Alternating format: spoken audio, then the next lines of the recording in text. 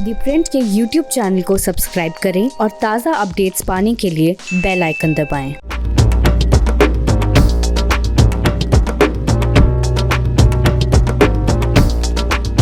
मान लीजिए कि आप बिहार के निवासी नहीं हो और बिहार की पॉलिटिक्स के बारे में भी आपको कोई खासा ज्ञान नहीं है और आप अमेरिका से सीधे पटना एयरपोर्ट पे उतरते हैं, खास करके इस चुनाव के मौसम में।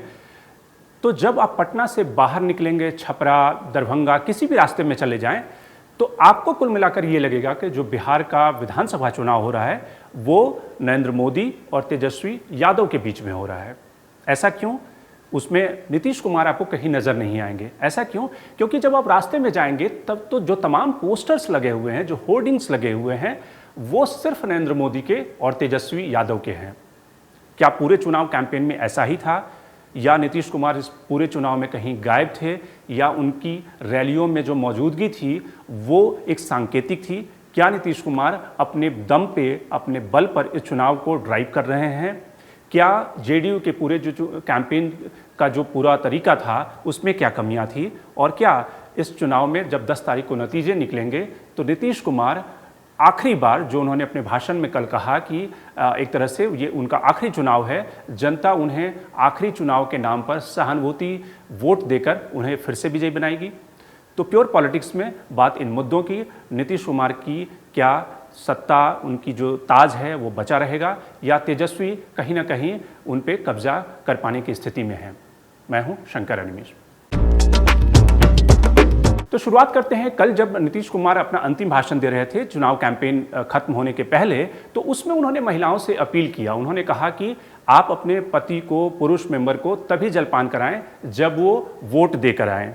तो यानी कि नीतीश कुमार का जो महिला वोट बैंक पे जो विश्वास है, उनका जो कॉन्फिडेंस है, वो कहीं ना कहीं इस चुनाव को ड्राइव कर रहा है। और इस चुनाव में अगर नीतीश कुमार जीतते हैं 10 तारीख को, तो उसकी सबसे जो बड़ी वजह होगी वो 2 फैक्टर होंगे। पहला फैक्टर, जो महिला वोट बैंक, जो 2015 में नीतीश कुमार को जिसने वोट किया था, और नीतीश कुमार ने उस वोट बैंक को खुश करने के लिए उन्होंने एक तरह से लिकर बैन लगाया था। तो महिलाओं का जो चंक है वो नीतीश कुमार को इस चुनाव में पूरी तरह से बैंक करता है कि नहीं, पूरी तरह से वोट देता है कि नहीं, उस पर नीतीश कुमार की एक तरह से गद्दी और ताजपोशी टिकी हुई है। दूसरा जो फैक्टर है नीतीश कुमार के लिए, वो है मोदी का समर्थन। प्रधानमंत्री नरेंद्र मोदी ने इस चुनाव में जिस तरह से शुरुआती, अगर उनकी कैंपेन की स्टाइल को देखें तो शुरुआत में उन्होंने लालू प्रसाद यादव पे अटैक किया, जंगल राज पे अटैक किया, लेकिन दूसरे चरण के पहले आते आते उनको जो फीडबैक मिला वो ये मिला कि इस इलेक्शन में तेजस्वी यादव एक बड़ा फैक्टर बनकर उभर रहे हैं, और इसलिए तेजस्वी यादव पर अटैक करना, आक्रमण करना ज़रूरी है। और इसलिए फिर उन्होंने एक तरह से तेजस्वी यादव पे अटैक करना शुरू किया, और उन्होंने कहा कि डबल जो युवराज की एक तरह से डबल युवराज हैं, उनके रिजीम में और ख़ास करके उनके पिता के रिजीम में क्या क्या हुआ था बिहार में। अब सवाल है कि इस पूरे कैंपेन स्ट्रैटेजी में, जो कि एक तरह से सिमट गई है, पूरा चुनाव प्रचार सिमट चुका है और कल लास्ट फेज की वोटिंग है, उसमें हम तीनों पार्टियों का, जेडीयू, आरजेडी और बीजेपी की जो कैंपेन रही है उसका एक मूल्यांकन करते हैं। सबसे पहले बात करते हैं जेडीयू की। जेडीयू की जो पूरी कैंपेन रही है वो नीतीश कुमार के इर्द गिर्द सिमटा हुआ था, लेकिन उस कैंपेन में अगर आप देखेंगे तो वो कैंपेन सिर्फ नीतीश कुमार या प्रधानमंत्री की जो ज्वाइंट रैलीज थी उसमें नीतीश कुमार की मौजूदगी दिखती थी, या फिर जो वो रैली एड्रेस कर रहे थे उसमें मौजूदगी दिखती थी। बाकी कहीं भी बिलबोर्ड्स, कहीं भी होर्डिंग्स, उन सब में नीतीश कुमार एक तरह से गायब थे। यहाँ तक कि पहले चरण का जो मतदान हुआ था उसमें जो एक तरह से एनडीए की तरफ से अखबारों में विज्ञापन दिए गए थे, उस विज्ञापन में प्रधानमंत्री का चेहरा था, प्रधानमंत्री का जो कटआउट साइज था, वो जो फोटो थी वो काफ़ी बड़ी थी, और बहुत छोटे छोटे फोटो में नीतीश कुमार नीचे की साइड में कहीं दबे हुए थे। लेकिन दूसरे फेज तक आते आते फिर नीतीश कुमार को इज्जत बख्शी गई और प्रधानमंत्री के समानांतर नीतीश कुमार को वो जगह दी गई। जेडीयू का जो कैंपेन था वो बहुत ही थका हुआ कैंपेन कह सकते हैं। उसमें कोई एनर्जी नहीं थी, कोई ऊर्जा नहीं थी उस पूरे कैंपेन में। और जो 7 निश्चय की बात लगातार अपनी रैलियों में नीतीश कुमार कर रहे थे, वो भी एक तरह से उसमें क्लैरिटी नहीं थी, स्पष्टता नहीं थी कि आखिर जनता को अगर नीतीश कुमार दोबारा चुनकर आते हैं तो 7 निश्चय के तहत क्या मिलेगा, क्या जनता को डिलीवरी दी जाएगी।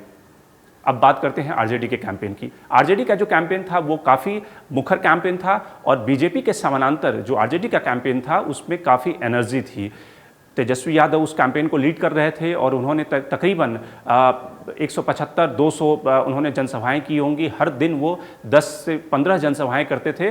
10 मिनट की एक जनसभा होती थी और फिर वो दूसरी तरफ जनसभा के लिए दौड़ पड़ते थे। हालांकि उनका कहना था कि उनके हेलीकॉप्टर को मंजूरी नहीं दी गई, दूर उन्हें जगह दी गई, लेकिन इसके बावजूद आरजेडी के कैंपेन में ज़्यादा एनर्जी थी। उनके जो जिंगल्स थे, उनके जो गाने थे वो ज़्यादा एग्रेसिव था। और तेजस्वी यादव ने एक मैच्योरिटी दिखाते हुए इस बार वो प्रधानमंत्री या बीजेपी की एक जो पॉलिटिकल स्ट्रैटेजी होती है कि वो अपोनेंट पे जब हमला करते हैं और जो अपोनेंट है वो उनकी चाल में फंस जाता है, तेजस्वी यादव ने वो मैच्योरिटी दिखाई कि वो प्रधानमंत्री के बार बार अटैक करने के बावजूद भी वो प्रधानमंत्री से मुखातिब नहीं हुए। क्योंकि जिस दिन वो प्रधानमंत्री पे अटैक करते, प्रधानमंत्री की बातों का जवाब देते, उस दिन कहीं ना कहीं बीजेपी उन्हें उस कैंपेन अपनी स्टाइल जो है उसमें पटक देती।